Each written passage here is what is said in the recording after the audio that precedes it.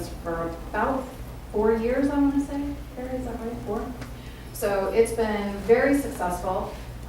We do reports on the pretrial program every time at the Safety Council meeting, so if you're ever interested in coming to one of those, you can see how successful it is. I think currently we have about 57 cases on pretrial right now, and so it's wonderful. I mean, I called our pretrial release officer today and said, hey, one of your people's not in court. Where are they?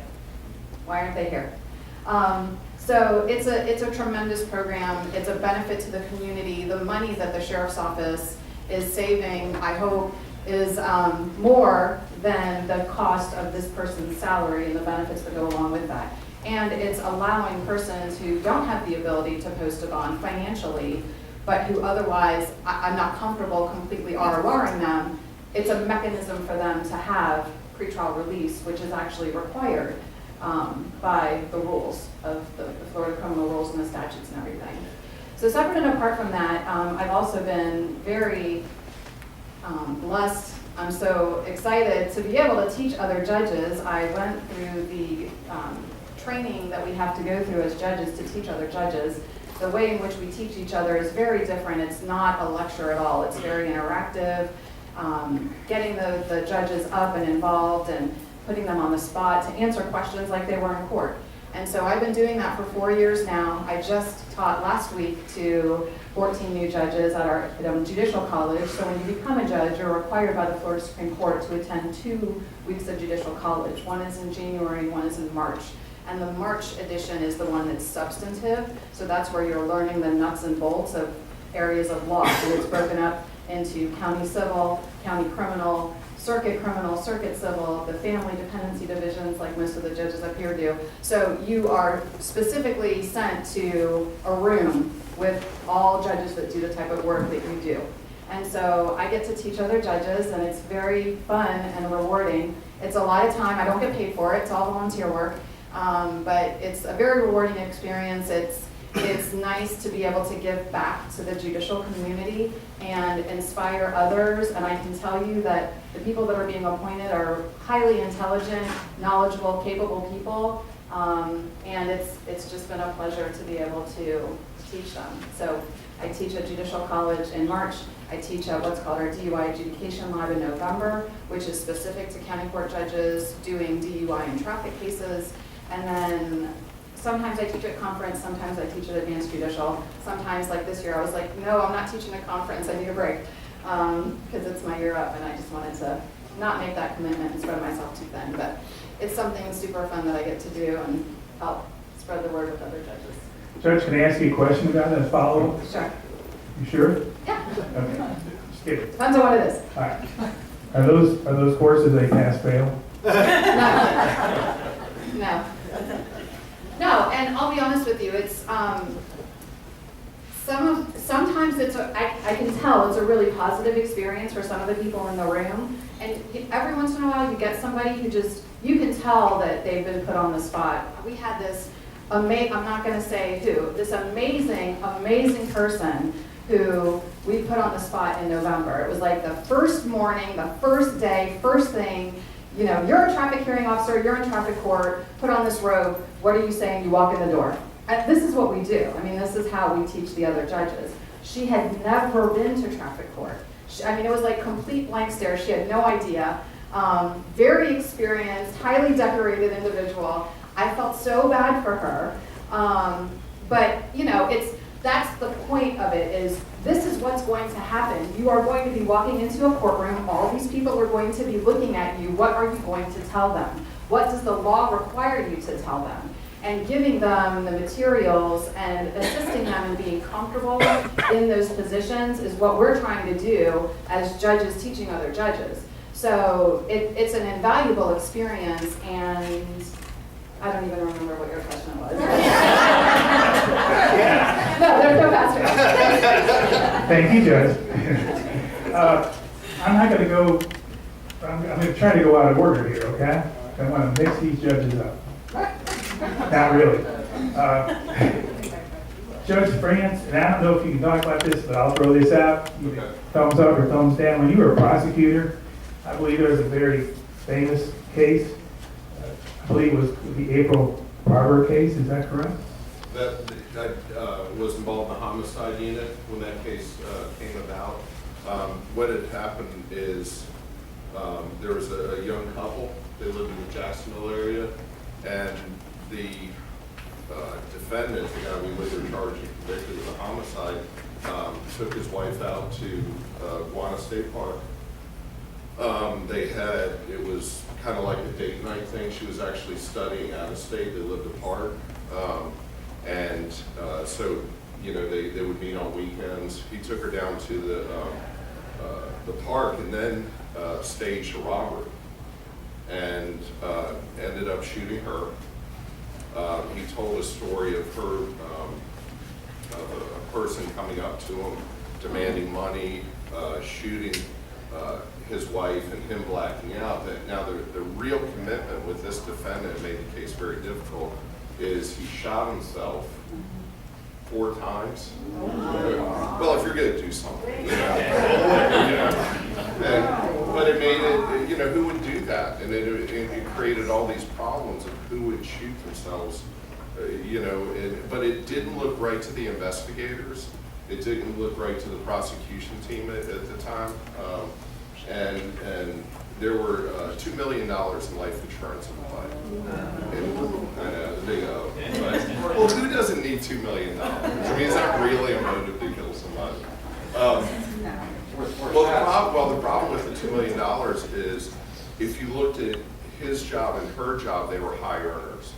Any insurance agent would say you're getting it at a bargain. Buy it when you're young. You're going to pay pennies on a dollar, and you're going to need that amount of money. It's the proper way to cover your spouse. So, as a motive, it was questionable, but it did provide something there. The thought was that he would have to sue to get the money because the insurance company wasn't going to pay. They waited 2 years, and this was a collective decision between the sheriff's office and the prosecutors, and I came into the case later to try it. And when I say a collective decision, that means that's what the state attorney and his team said, and the sheriff's office, as Sheriff Staley will tell you, they're what do you want? The case wrapped up in a bow, you know. But they all worked as a team, and the purpose of a lawsuit is, in a lawsuit, if you want to win, you have to testify. It's not like a criminal interview where you have the right to remain silent. And they knew he wanted the money. And 2 years later, he gave an account of his wife, or him finding his wife at the water's edge, dragging her up to try to help her, which was refuted by the scientific evidence at the scene, meaning he gave a story that was absolutely impossible. The other unique thing about it is we were able to go through his computer, and he actually searched where he was shot. And that always helps in a case, especially when you try a case like I do. You need good evidence like that. But it was an amazing, you know, case to try. Glad to be part of it, and I'm glad we were able to do that. It just highlights, you know, there was a time when I was in the homicide unit, almost our entire ward were domestic related. We had 20 cases, and this was a perfect case. They're a young man and woman. All I had to do was leave her, but it says issue control. And it just is, you know, just something you're glad you can take care of for the victim and their family. Thank you, Judge. Thank you. My recollection is, in that particular case, since I did some research, I believe, that was appeal. Is that correct? The conviction was? They had an appeal, and then they appealed to the appellate court in Daytona, and then once you exhaust that, you have hearings back before the trial court. I was with the office still, and so I was happy to continue with the case at that point.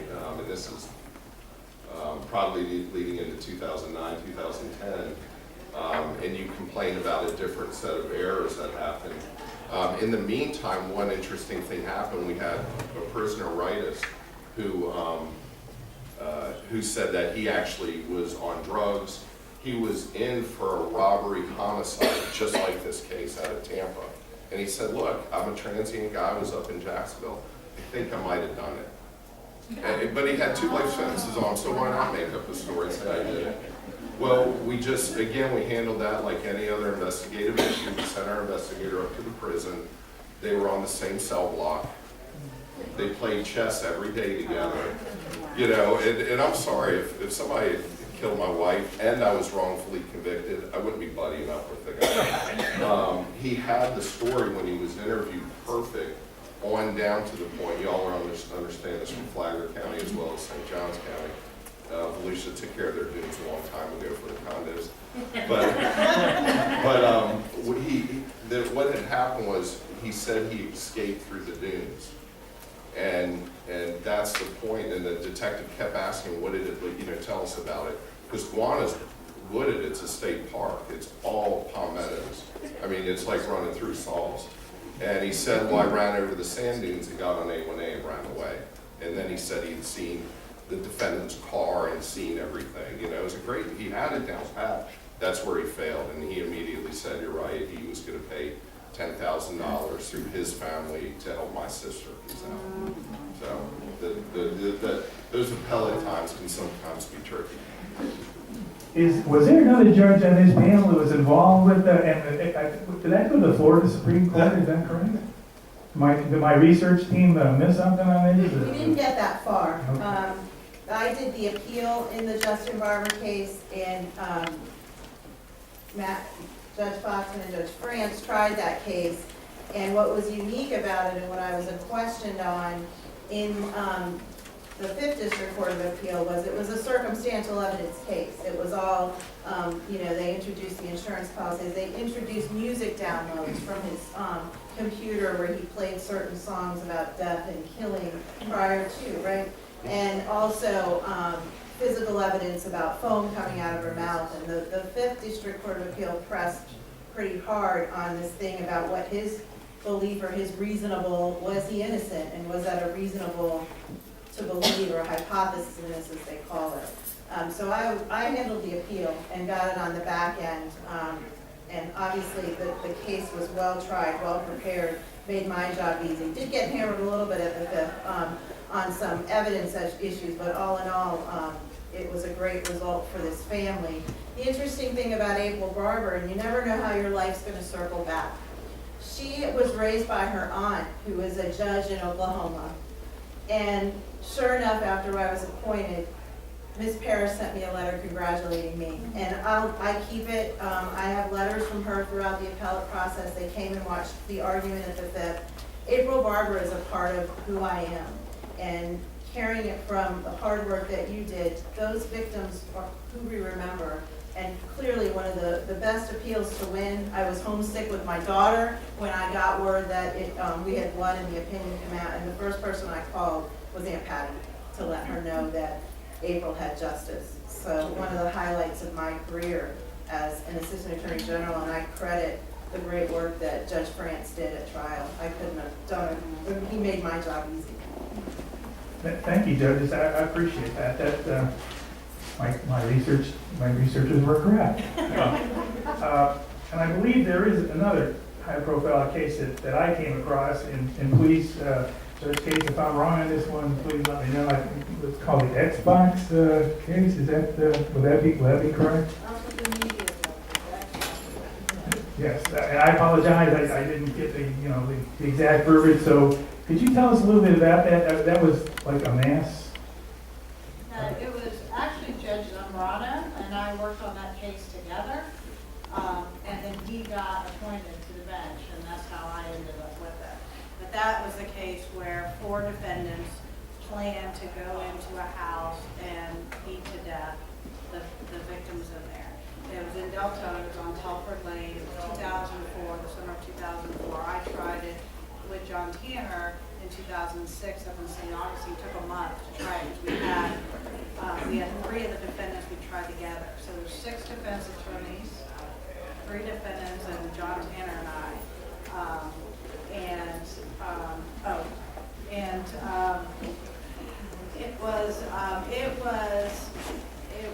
It was a month-long trial. The amount of evidence for 3 defendants. It was 3 crime scenes.